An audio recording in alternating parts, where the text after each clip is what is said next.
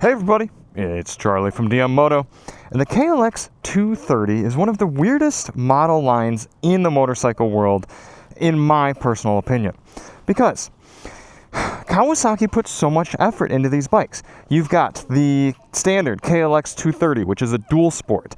It features ABS, it features a pretty decent height and capability set, and this 233cc air-cooled, fuel-injected single-cylinder engine.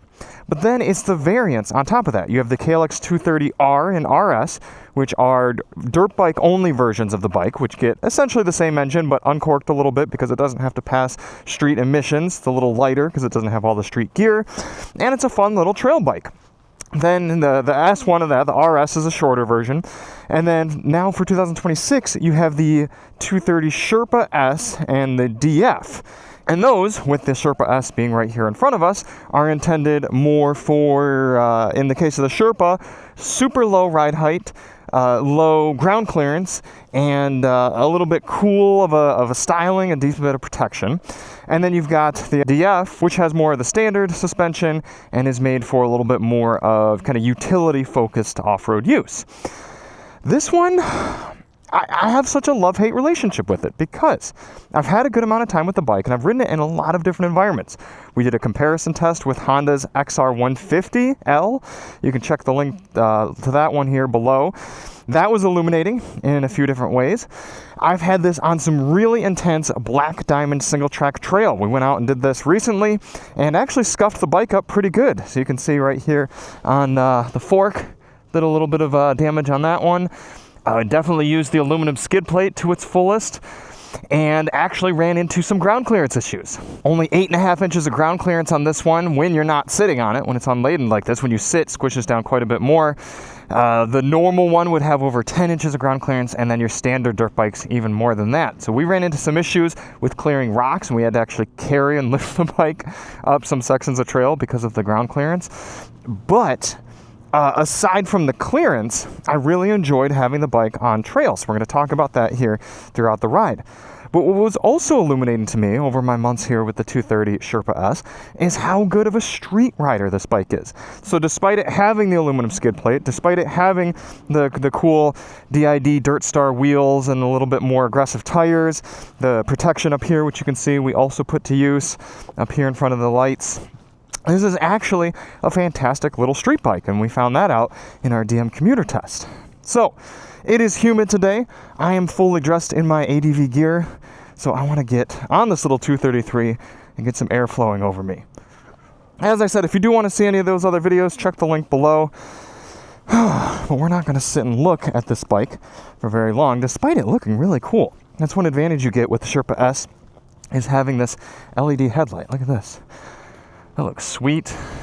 Functions pretty decently as well for a little bike like this. Now,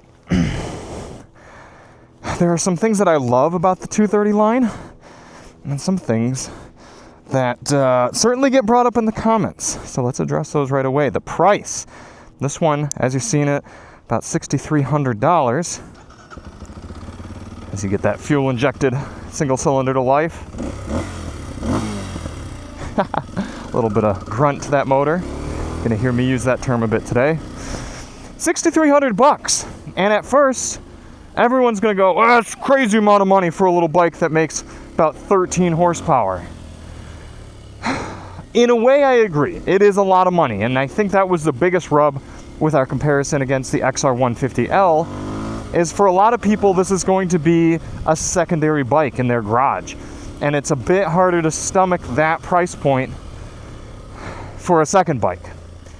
I think if you're gonna buy a bike like this to use it as your primary, you're probably gonna wanna go with something with just a little bit more twist, something like the KLX330, or maybe something from another manufacturer. You can even get Honda's CRF 300 LS, which has the lower seat height, but more displacement, more power, and more ability to run around on the highway. However, when you do compare this bike to the prices of its competition, which it's a slim competition, let's be honest. Yamaha has kind of two options for you. They have the TW200, which features a smaller, less powerful, carbureted engine lower seat height, and kind of a weird sort of fat tire design. It's a quirky little bike. It's got character, but not nearly as real-world usable as this KLX230. And then Yamaha also has the quite old XT250, which has one fewer gear and does have fuel injection, making it slightly more power with its extra displacement, but no ABS and a little bit higher seat height. And then, like I said, you have Honda's CRF 300 LS, which is really not that much more expensive than this, but it's getting you quite a bit more power and ABS, but that ABS is not switchable, strangely enough, and doesn't get you the degree of protection that this bike does. So, all of those bikes, even the cheapest one, is still within, I think, about $500 of this motorcycle as you're seeing it. And then you can actually get the normal KLX230 even cheaper, which gets you more suspension travel and the ABS and just missing a little bit of the protection and the cool styling. So yes, the KLX230 is expensive, but everything is expensive these days. And if you want Japanese reliability, quality, warranty, and dealership network, you kind of have to pay over $5,500 MSRP in order to play. So that's about the most I'm going to say about pricing for this bike. The last thing I will say is that you can often find these for well under MSRP, especially used. They depreciate very hard. But I think even if you find one sitting in the dealership, maybe not a Sherpa S, but I bet you can find a standard KLX 230 for under MSRP at a dealer. So you can hear me ringing this little single cylinder out. The cool thing is this is a bike that you really can use for daily riding. It's putsy, it's grunty, it's gutsy, it's got a little bit of aggressive twist down low.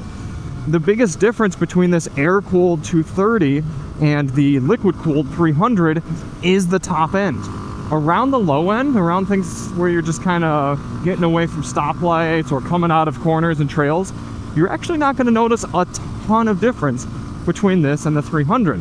The big difference is when you get it up at the top of the rev range right here. This one starts fuel cutting, whereas the 300 motor is going to sing out and get you that extra bit of horsepower.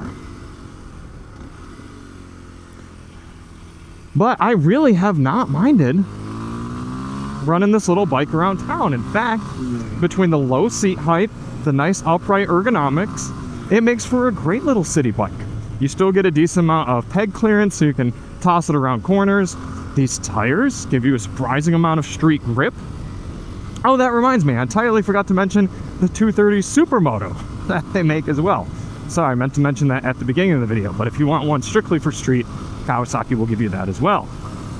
But you've got 6 forward gears, you've got ABS, you've got a little digital gauge pod that gives you time as well as speed and trip meter, trip A and trip B.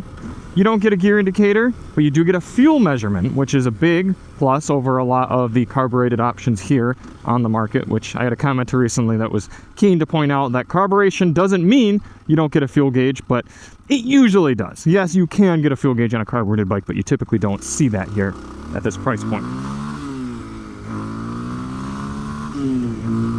So I actually have really enjoyed running this bike around town. In fact, there was a night about a month ago where coming off of a long week of taking care of baby, working with work stuff, dealing with the wife. And in the evening, I told my wife, Alyssa, I said, hey, I'm going to go out and just go for a little ride, kind of clear my head out and enjoy some fresh air. And she said, I think that's a great idea. So out of all the bikes in the stable, I hopped on the 230. I grabbed the key to this and threw it in and swung a leg over. Okay, that person's just not going to look for the pedestrian. That's great. And I headed out and I just putzed around my town. I went through some of the industrial areas. I went on the highway, went out to a restaurant. I just enjoyed running this little bike around. There are only 2 main disadvantages for using the KLX 230 as a daily runaround bike. First of all, the seat. It's hard and it's sharp. So you find yourself getting a little bit of a sore butt if you're on here for about more than an hour. Now, if you're using it as a dirt bike, totally no big deal. You're often standing, you're moving around enough that booty comfort isn't really priority. But Andrew and I found when we were on this and the XR150 for a big portion of the day, we were both sore when we sat on this one and both enjoyed the squishy comfort of the XR150L's seat. And then the second disadvantage is highway riding. Now, that is a big advantage compared to something like a T-Dub or maybe even the XT250. I bet the XT250 does fine on highway as well. But Kawasaki geared this just enough so that you can keep up with most North American highway traffic here. The bike will go about 74 to 75 miles per hour indicated before hitting a fuel cut. Now, I imagine that has, and I've actually been told that has something to do with Euro 5 emissions. Therefore, could you maybe tune that fuel cut out and actually get this bike to go faster on the highway? Possibly. Could you change the gearing and go a little bit faster on the highway? Absolutely. But the moral of the story is, as you get it from the showroom floor, you can at least go on the highway. And that's huge, because compared to something like a Grom or a Trail 125 or even the XR150, sometimes you just need to get on the highway a little bit. For example, if I were going home right now, if I took the highway here, as I'm about to do, it would take me about 5 minutes to get home. If I stayed on city streets, it would take me about 15. So maybe you've got a school commute or a work commute or something, or you're just going to a buddy's house, and it's going to save you a whole bunch of time to be able to just hop on the highway like this. And having 6 gears allows me to get right here, especially if I've got some traffic in front of me to draft, get right up to 75 miles per hour.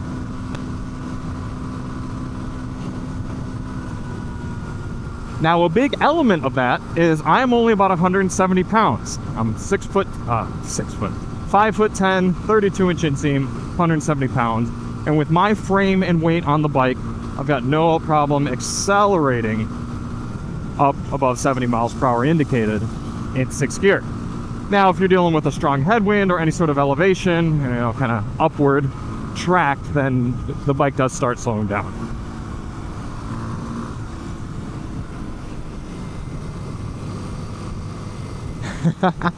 But you certainly can have a little fun with it. Get a little highway off-ramp like this, and even when you're stuck behind cargo vans, you get to play around with this bike. It's a lot of fun.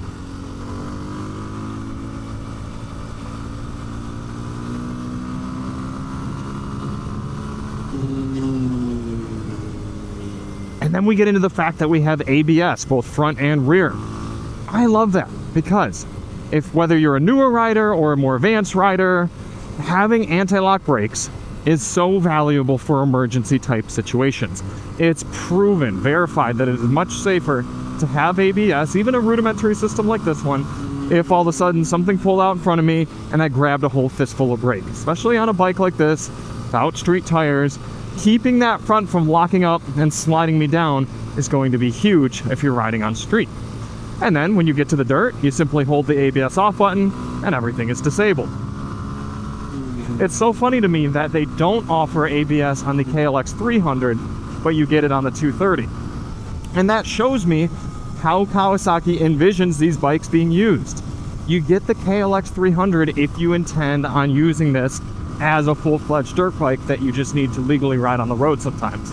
However, I fully believe that as a second motorcycle in the garage, or for somebody who just likes having a little bike to putz around in any sort of environment, the KLX230 is the better option.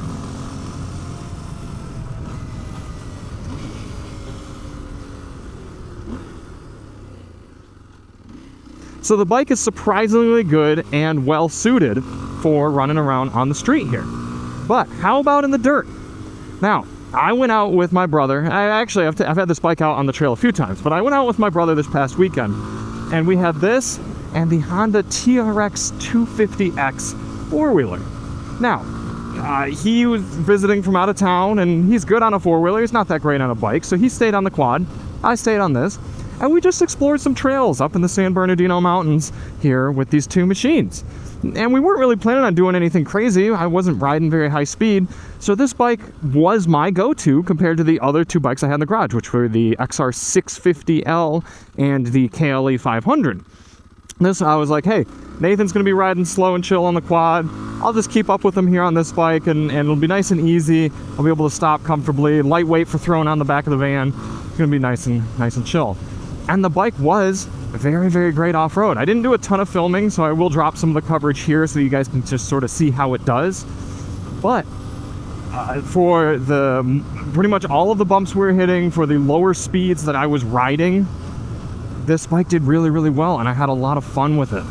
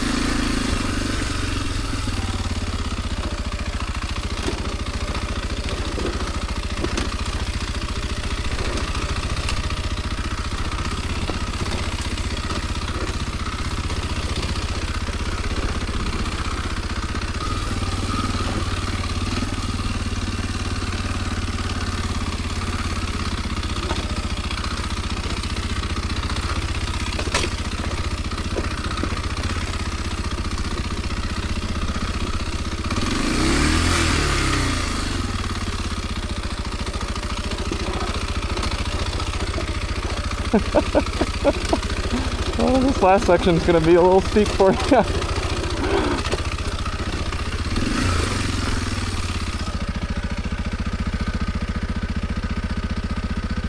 Just nice and easy, full back. I'm filming you.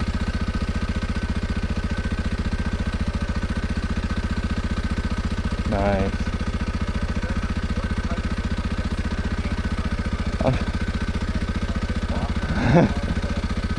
Uh-huh. Wow. Nicely done. Alright. Yep. Oh boy.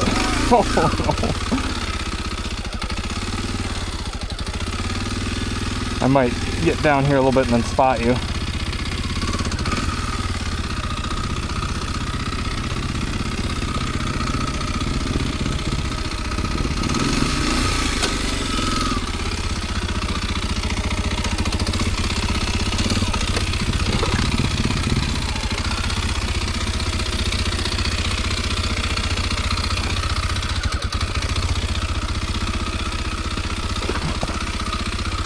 Alright, give me 1 second.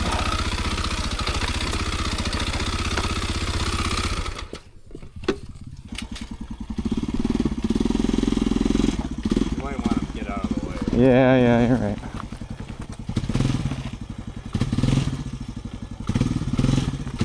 Hey. Ready? Yep. Nice. That's cool.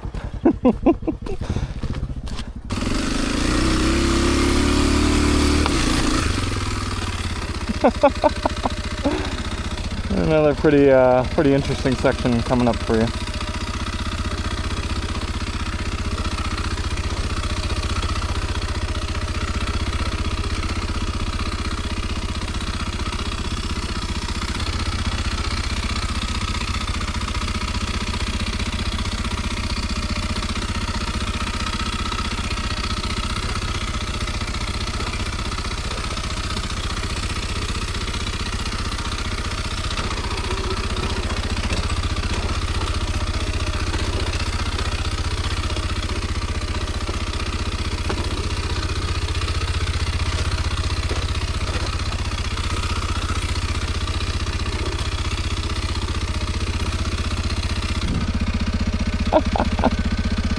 Oh boy.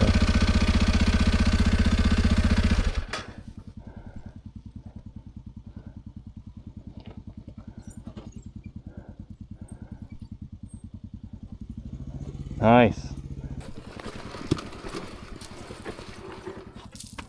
I can come and spot you on this section once you get up here.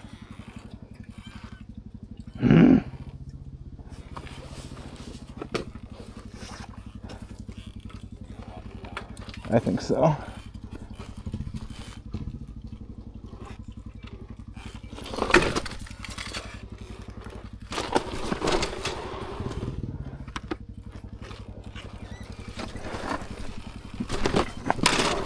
Oh, I don't know, man.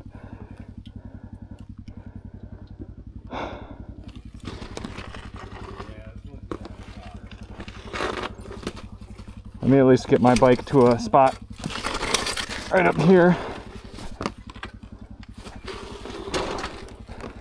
That's something that you got to realize. Unless you're running really high speed kind of MX or desert, or you're just a really veteran pro rider, you don't need a lot of power on trail. You know, you got 17 or 13, 15 horsepower or whatever, and good gearing. This is great. It really is. Now, there were kind of just two main downsides that I found from a trail perspective. I'm not going to say suspension, because while yes, I would have appreciated some extra suspension travel, there was only maybe one time where I came down on a hard bump and sort of bottomed the front out. I just wasn't really riding hard enough for suspension to be an issue. I've ridden the R and RS versions of this bike, and while yes, I do appreciate the comfort and riding position of the taller bike, I've never been disappointed when I'm on the lower seat height bike. I kind of actually appreciate the ability to really put my feet down and walk the bike around when I need to. So I would just say, if you're much above 5'10" and you're a decently experienced rider, get the normal seat height.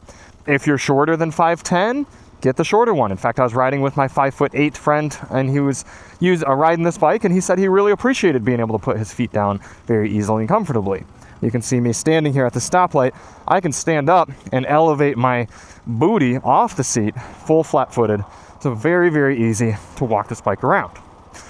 But the two main downsides of riding the KLX230 Sherpa S off-road were, one, like I said at the beginning, we did run into some ground clearance issues. Now, this wasn't an issue until we got on Black Diamond Trail.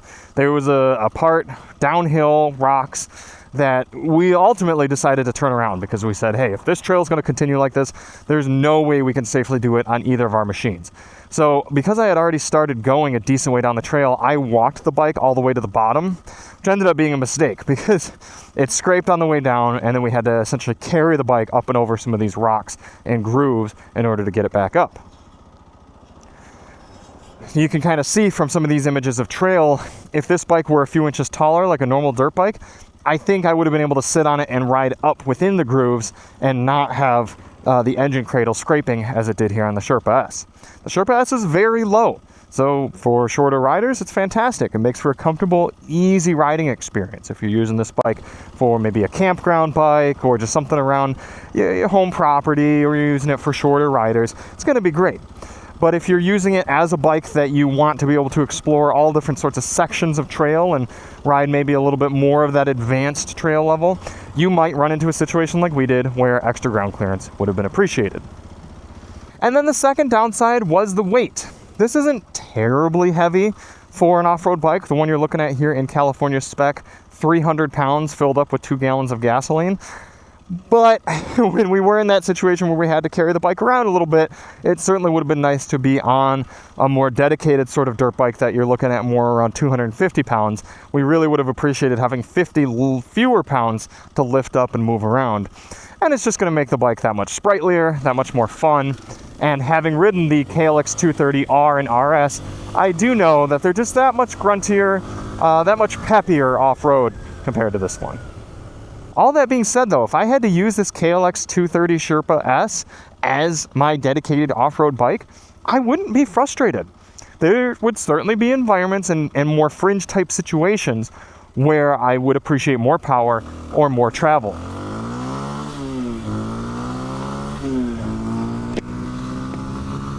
But all things considered, how easy this bike is to load up, move around the garage, start up because of the fuel injection.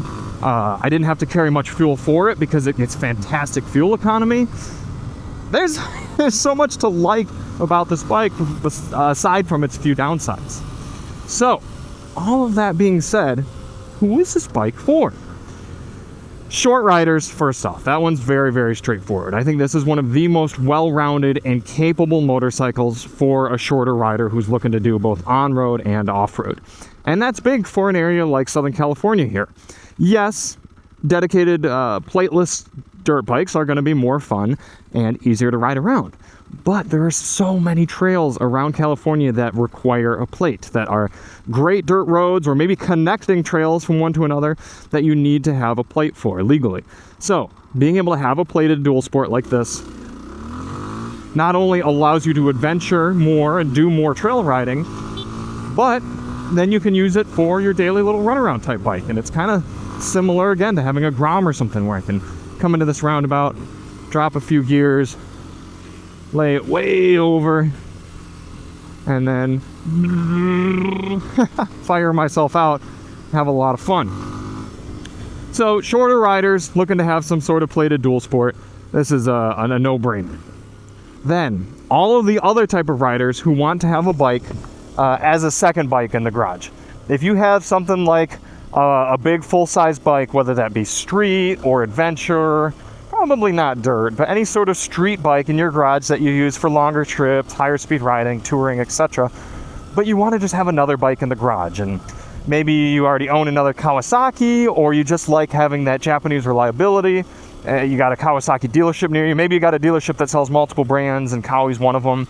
So you go in one day and this is sitting on the showroom floor. It looks great in this tan colorway, and you're like, hey, it's already got nice hand protection on there, engine protection. It's a great bike to be able to just throw in the back of your truck, throw on the back of your camper van or RV, maybe ride directly to the trail if you've got some dirt trail around you, or just have a bike to putz around town like this. That's easy on gas, easy on maintenance, cheap on parts, kind of looks cool, fun and comfortable and easy to ride.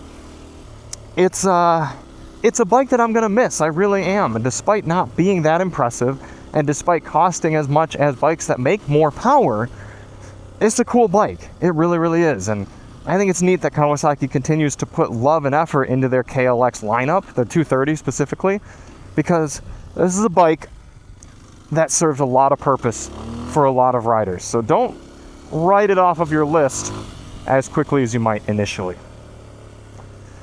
All right, let's hop off, take one last little look at it here before I sweat myself out of my gear. There it is, the Kawasaki KLX230 Sherpa S. I would love the Sherpa setup without the S aspect. I like having the handguards on here. I like this color. I love the way it looks. Yeah, I just, for me, being a 5'10" rider with a little bit more dirt experience, I could go for a little bit more suspension travel, and Kawasaki will give that to me in the other KLX 230s. So thank you all for watching. If you do want to see our DM commuter ride or our comparison test, check the links below. Big shout out to Revit, Hellite, and Alrai for our gear, and we will see you on the next one. I'm Charlie from DM Moto, and as always, ride on.